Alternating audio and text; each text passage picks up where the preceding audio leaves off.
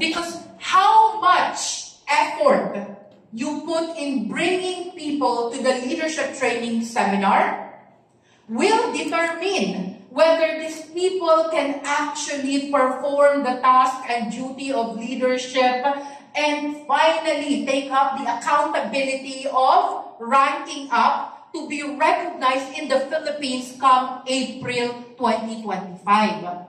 So if you bring, sabihin natin, 5 people, if you bring 5 people to the leadership training seminar, if all those 5 people were able to, say, rank up 1 star for February, March, April, what makes you an elite?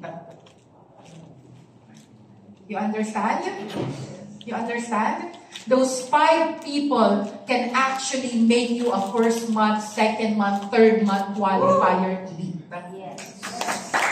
So the difference between people who actually made it and people who stood back and as an audience, as an observer or a watcher, is the amount of preparation, planning, and actual work done so that they can achieve what they promised themselves 3 months prior. Kasi it's easy for us to say na, gusto ko maging elite. I want to sit in the VIP section. I want to go to the VIP designated toilet. I want to have a exclusive buffet or meal prepared for elites. All of us would easily dream that. Huh? We can tell that to ourselves 100 times. But again, it would depend on how much you've actually put forth to make it into a reality. Intindihan? Alright. So, with that being said, let's understand, how do you prepare? 2 weeks ago, our Team Supreme Pegasus 3, our part of the core management of DG36 Philippines, Mr. Raymond Tong, told me that, I need your help. I need your help. I need you to build up a momentum. I need your help to build up a momentum so that our leaders can feel the sense of urgency. So that our leaders will realize how important each and every day is until LTS.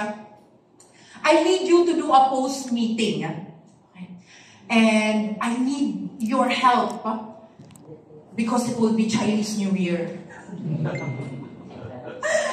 So when I heard that, immediately I know that I have to be prepared for today.